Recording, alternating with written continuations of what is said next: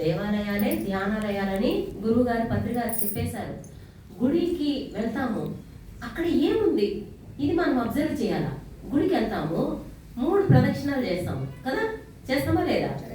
3 ప్రదక్షిణాలు చేసామంటే మనలో ఉన్న తమో గుణము, రజోగుణము, సత్వగుణము అక్కడికి వదిలిపెట్టేయాలి. దానికోసమే గుడికి వెళ్ళేది. అదేవిధంగా గంట కొడతాం, గుడిలోకి వెళ్ళే ముందు గంట కొడతాం. అంటే ఏమని, మన మనసు అప్పటి వరకు ఏ ఆలోచనలో ఉందో అక్కడికి వదిలిపెట్టేసి ఇది సైలెన్స్ అయిపోవాలి, ఇంకేం ఆలోచించకూడదు. గుడిలోకి వచ్చామంటే ఇంకా నీ మనసుని భగవంతుడి దగ్గరే పెట్టాలి. కానీ ఇంటికి వచ్చి గుడికి వచ్చి కూడా ఇంట్లో ఏం చేస్తా ఉన్నామో ఇంకా వేరే వేరే ఇంతసేపు చెప్పుకున్నాం కదా ఏదేదో ఆలోచనలు, అలాంటి ఆలోచనలు ఉంటే ఇంక గుడికి వెళ్ళడం ఎందుకు? ఇంట్లో ఉన్న ఒకటే, గుడిలో ఉన్న ఒకటే కదా. కాబట్టి గుడిలో ఒకసారి గంట కొట్టామంటే అది ఎప్పుడైతే ఠంగ్ అని సౌండ్ వచ్చిందో మన మనసు సైలెన్స్ అయిపోవాలి. అంటే ఇప్పుడు మనసు పనిచేయని స్థితిలో గుళ్ళో ఉంటాము. అదేవిధంగా కొబ్బరికాయ కొడతాము, భగవంతుడికి తీసుకెళ్తాం. పూలు, పండ్లు, అగరబత్తీలు, కర్పూరము, కొబ్బరికాయ ఇవన్నీ గుడికి తీసుకెళ్తాము. ఎందుకు అంటే అక్కడ కాయ కొట్టినప్పుడు అది ఎలా అయితే టప్పని సౌండ్ చేస్తూ పగులుతుందో అలా మనలో ఉన్న అహంకారము వెళ్ళిపోవాలి. ఎప్పుడు మనం ఏం చేస్తాం, నేను నేను నేను అని అజ్ఞానపు అహంకారంలో ఉంటాము. అహంకారంలో ఉన్నంత కాలం మనం భగవంతుడిని చేరుకోలేము. కాబట్టి ఈ అజ్ఞానపు అహంకారాన్ని నువ్వు వదిలిపెట్టాలి అని కొబ్బరికాయ మనకు తెలియజేస్తుంది. అదేవిధంగా అరటిపండు, అంటే అరటిపండు ఎంతో శక్తివంతమైనది అనమాట. అందులో కాల్షియం అని ఎంతో మంచి మంచి పదార్థాలు, ఇంకా సైన్స్ చదివిన వాళ్ళకి తెలుసుంటుంది. అంటే మనం ఎన్నో టెన్షన్లో ఉంటాం, ఇంట్లో భగవంతుడి దగ్గరికి పోయి దేవుడా అని వెళ్తాం. వెళ్ళి అక్కడ భగవంతుడికి పూజ చేసి కాసేపు అక్కడ కూర్చున్నప్పుడు అయ్యోరు ఇచ్చిన అరటిపండు తిన్నప్పుడు నోరు తీయగా ఉంటుంది. తీయగా ఉంటే మనసు ప్రశాంతం అవుతుంది.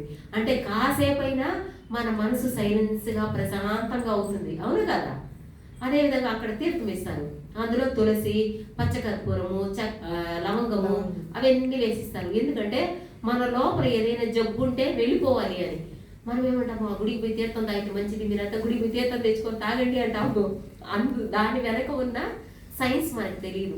మన యోగులు, మహర్షులు పెట్టిన ప్రతి దాని వెనక ఏదో ఒక సైంటిఫిక్ రీజన్ ఉంది. అంటే మనం బాగుండాలని వాళ్ళు పెట్టారు.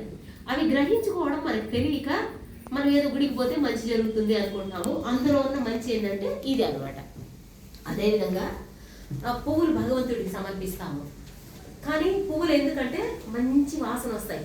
రోజాలు, మల్లెలు, సంపెంగలు మంచి వాసన మనమే కదా తీసుకెళ్తాము.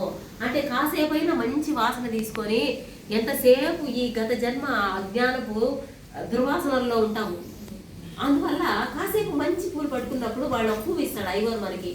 అంటే మన ఇంట్లో 1/4 కేజీ 1/2 కేజీ పూలు ఉన్నా అవి ప్రత్యేకత కాదు మనకి.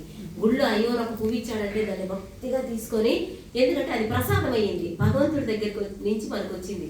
దాన్ని మనం ఇలా కళ్ళ కత్తుకొని తల్లో పెట్టుకొని అందులో నుంచి ఆ వాసన వస్తూ ఉంటే అప్పుడు ఇంకొంచెం మనసు ప్రశాంతం అవుతుంది. అదేవిధంగా అక్కడ 5 నిమిషాలు కూర్చోవాలి గుడికి వెళ్తే, అవును కదా? కూర్చుంటారా లేదా? అక్కడ శక్తి క్షేత్రాలు, దేవాలయాలన్నీ అక్కడ ఎక్కువ ఎనర్జీస్ ఉంటాయి. ఇప్పుడు మనం పిరమిడ్స్ కట్టుకున్నాము, ప్రతి గుడి గోపురము మన పిరమిడ్ ఆకారంలోనే ఉంటుంది. అంటే అక్కడ హై ఎనర్జీస్ని రిసీవ్ చేసుకుంటూ ఉంటుంది టెంపుల్స్. అక్కడ వెళ్ళి మనం కాసేపు కూర్చొని భగవంతుడా అని కళ్ళు మూసుకున్నప్పుడు కొంతమంది మరీ అజ్ఞానంలో ఉండేవాళ్ళు కోరికలు కోరతారేమో, కొంతమంది తండ్రి, నారాయణ, భగవంతుడా, అమ్మ అనుకుంటూ కాసేపు మిగతా వదిలేసి సైలెన్స్లోకి వస్తారు. ఆ సైలెన్స్ సైలెన్స్ సైలెన్స్ సైలెన్స్ మనం చేసే ప్రతి పని వెనక సైలెన్స్. మీరు ఎంత సైలెన్స్గా ఉంటారో అంతగా భగవంతుడితో ఉన్నట్టు. ఇంట్లో ఉండలేరు, ఎందుకంటే ఇంట్లో వాళ్ళు ఉండిరని వాళ్ళ మీద దోసేస్తాము, వాళ్ళకన్నా ముందు మనమే అల్లరి చేస్తూ ఉంటాము.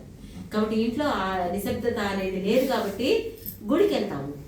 గుడికి వెళ్ళి అబ్బా ఇక్కడ చాలా ప్రశాంతంగా ఉంది అని దేవాలయాలే ధ్యానాలయాలు కావాలని పత్రిక చెప్పడం ఏమంటే మనందరి బాధ్యత.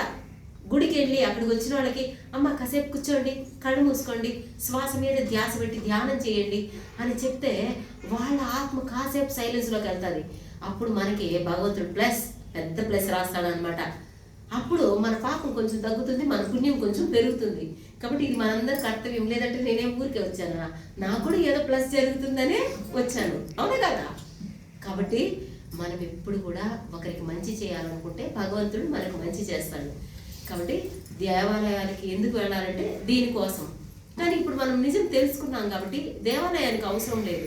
నువ్వు ఇంట్లో ఉన్నా, దేవాలయంలో ఉన్నా, పిరమిడ్లో ఉన్నా, ఒక చెట్టు కింద కూర్చున్నా, ఎక్కడ ఉన్నా ప్రశాంతంగా కళ్ళు మూసుకొని శ్వాస మీద ధ్యాస ఉంచి ధ్యానం చేస్తే ఆటోమేటిక్గా మనం శూన్యస్థితి, దైవస్థితి, ధ్యాన స్థితి, ఆత్మస్థితిలోకి వచ్చి మన సోలు సత్యలోకం వైపు జర్నీ అవుతుంది. అయితే ఈ సత్యలోకంలోకి మనం వెళ్ళాలంటే మనం చాలా తప్పులు పొరపాట్లు చేస్తున్నాము. అవి మనకు తెలియదు. చిన్న చిన్న తప్పులు, చిన్న చిన్న పొరపాట్లు, అవి తప్పులు అనే విషయం కూడా మనకు తెలియదు. అలాంటివి చాలా మార్చుకోవాలి, చాలా నేర్చుకొని ఆచరణలో పెట్టాలి. అప్పుడు మాత్రమే మనము దైవాలుగా ఎదుగుతాము.